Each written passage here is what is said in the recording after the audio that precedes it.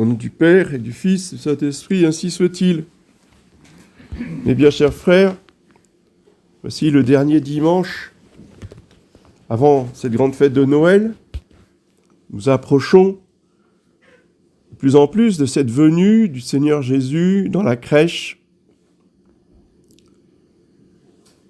La venue de notre Rédempteur, c'est la venue de notre Dieu. N'oublions jamais que ce n'est pas un petit bébé qui vient là. C'est le Créateur du ciel et de la terre qui nous apporte tous les cadeaux que nous lui demandons. À nous de ne pas mettre de limites à nos demandes.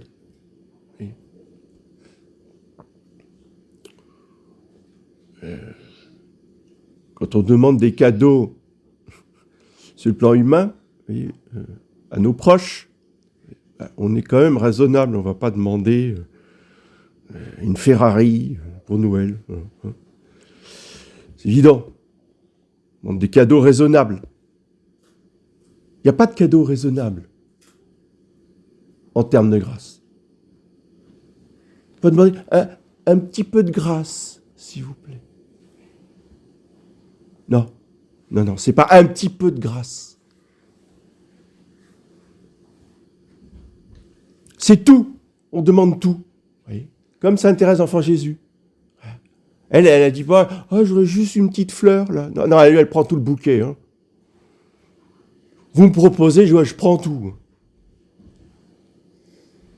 Mais c'est exactement ce dont se plaint l'Immaculée Conception à Sainte Catherine Labourée.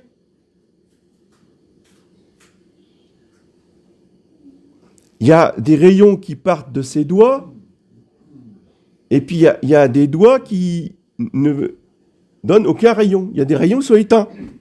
Alors Sainte Catherine, elle dit, non, mais pourquoi il y en a qui sont allumés, il y en a qui sont éteints. C'est pas une décoration de Noël. Hein. C'est quoi le problème ? Le problème, répond la Très Sainte Vierge, c'est que tous les rayons qui sont éteints, c'est les grâces qu'on ne me demande pas. Demandez pas, vous n'avez pas. Puis on est là à pleurer, ça va mal, qu'est-ce que c'est pas, c'est horrible. Parce qu'on passe ça en boucle. Là. Ça, par contre, évidemment, c'est tellement catastrophique et tellement horrible que les rayons sont éteints. Il ne viendrait pas, est-ce qu'on vient à l'idée qu'on pourrait peut-être demander les grâces pour que ça aille mieux ? Est-ce qu'on pourrait demander les grâces pour voir le côté positif des choses ? Oui. Demandons, préparons nos cœurs à demander le 25 décembre, à demander au Seigneur Jésus, par la médiation de la Très Sainte Vierge Marie, toutes les grâces dont nous avons besoin.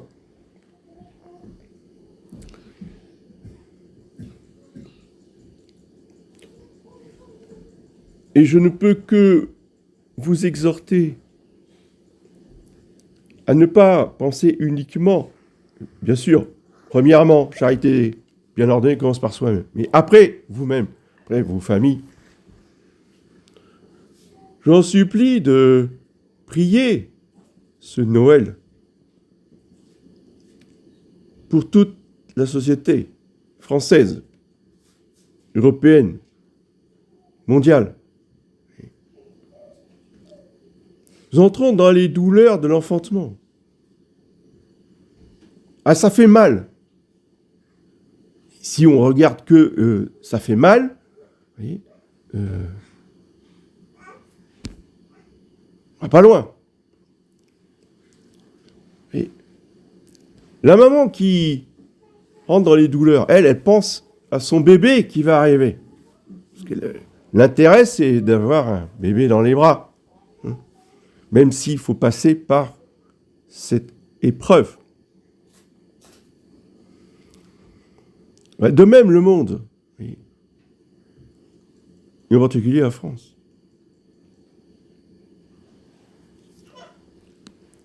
Et si il y a un message de Noël vraiment important, vraiment fondamental, mais à méditer, pourquoi le Fils de Dieu vient dans la crèche? Juste ça, pourquoi? Il ne vient pas pour se faire dorloter. Hein. Il vient pour sauver des ennemis. Des ennemis. Des gens qu'il déteste. Des gens qui vont le martyriser jusqu'à le clouer sur la croix.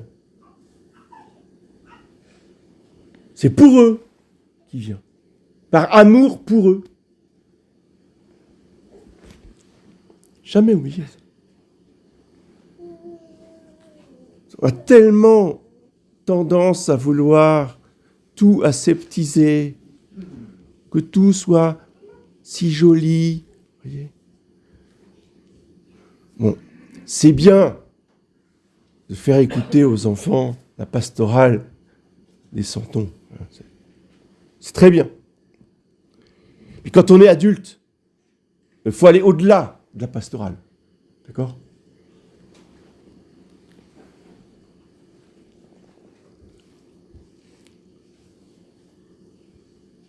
Il y a des hommes qui ne pensent qu'à une chose, mais de façon obsessionnelle. Il faut tuer cet enfant. Je pense à Hérode. Lui, depuis que les rois mages l'ont alerté de la naissance de cet enfant, il ne pense qu'à une chose, c'est de le tuer. Jusqu'à massacrer tous les enfants d'Israël de 0 à 2 ans. Et pourtant, l'enfant Jésus est là par amour pour Hérode. C'est ça Noël aussi.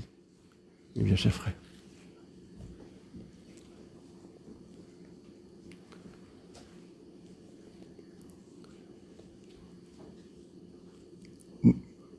Et nous, aujourd'hui, nous vivons aussi dans un monde très hostile.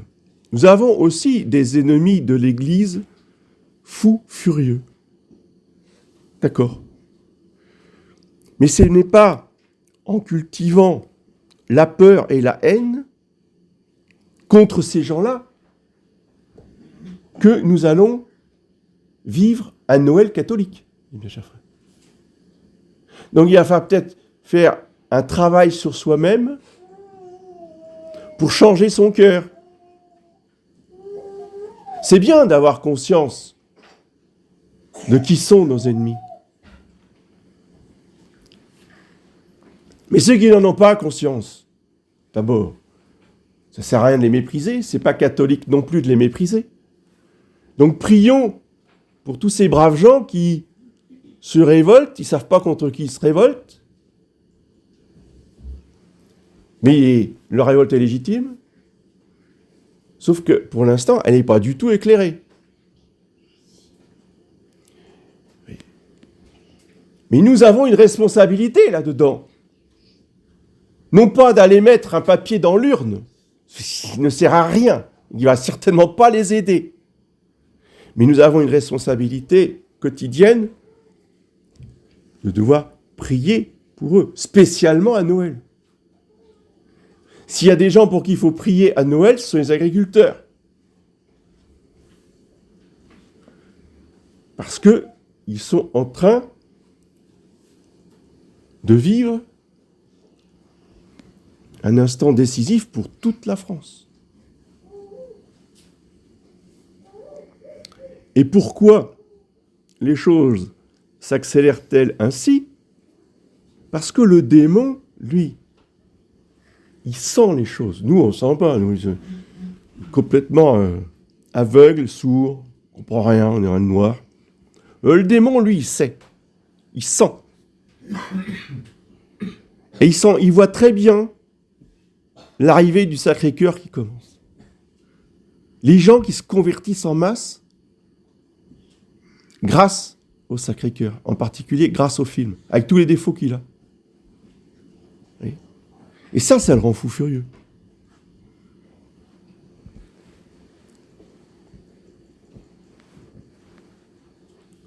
C'est comme ça qu'on voit les choses de manière surnaturelle. Mais au-delà de ça, ce qui fait paniquer l'enfer, c'est que le règne du Sacré-Cœur, c'est quoi? C'est la conversion des fameux juifs. Et donc c'est aussi une autre intention de prière que je vous suggère pour ce 25 décembre 2025. C'est de prier de façon plus intense encore que vous ne le faites d'habitude pour la conversion d'Israël. D'Israël le peuple, pas d'Israël la nation, pas d'Israël l'État, j'entends. Quoique, il faut aussi prier pour eux. Qui pense à prier pour eux? Ah, les critiquer, ça... On a des volontaires. Hein. Même les pires ennemis de l'Église les critiquent aussi. Ça, c'est pas compliqué. Hein. Et qui prie pour eux? Qui prie pour M. Netanyahou? Quoi? Oui? Ah ouais. Que faisait Jésus sur sa croix? Des Netanyahou, il y en avait des centaines qui blasphémaient au pied de sa croix. Qu'est-ce qu'il faisait Jésus? Prier pour eux.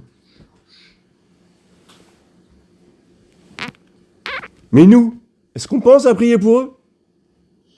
Ah, c'est pas possible, ils ne peuvent pas se convertir. Ça, on me l'a sorti ici. Hein. Ce raisonnement n'est pas catholique. Qu'on soit lucide sur ce que font nos ennemis. Très bien. Et ensuite, prions pour leur conversion. Personne n'est exclu a priori de la conversion. Et nous savons par saint Paul, chapitre 11 de l'épître aux Romains, qu'ils doivent se convertir et réintégrer l'Église. Nous ne savons pas quand, et ce n'est pas notre problème, nous devons prier dans l'esprit de saint Paul. Ce n'est pas une lubie personnelle. Mais s'il y a un jour dans l'année, en dehors du vendredi saint, où on prie officiellement dans la liturgie pour eux, eh bien c'est le jour de Noël, où vont supplier le Sacré-Cœur pour la conversion de tout ce peuple qui fut aimé de Dieu, enfin, dont les pères furent aimés de Dieu. Ça, c'est l'esprit de l'Église, mes bien chers frères. Ça, c'est l'esprit du Sacré-Cœur. C'est d'ailleurs tout le contexte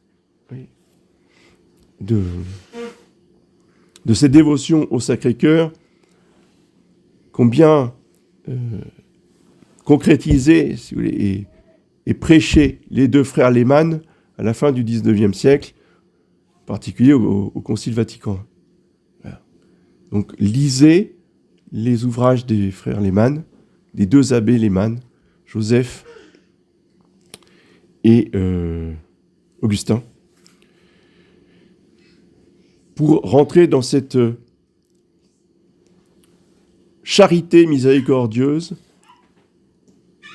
aussi bien envers les pauvres gentils, totalement aveuglés, ignorants, qui se sont écartés eux aussi, de la religion de leur père, que pour ce peuple qui fut autrefois aimé de Dieu et dont nous savons qu'un jour ils reviendront dans le bercail du vrai Messie. C'est pour cela que notre Seigneur Jésus-Christ vient sur la terre.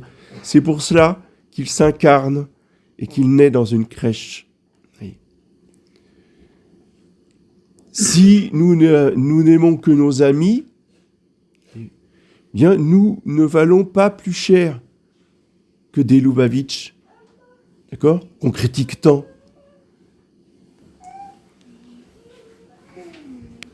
Nous ne valons pas mieux que des Lubavitch, mes bien chers frères. Vous l'aurez entendu, c'est enregistré. Si nous voulons être des vrais catholiques, des vrais disciples de Jésus-Christ, nous devons prier pour la conversion de nos ennemis. Au nom du Père et du Fils.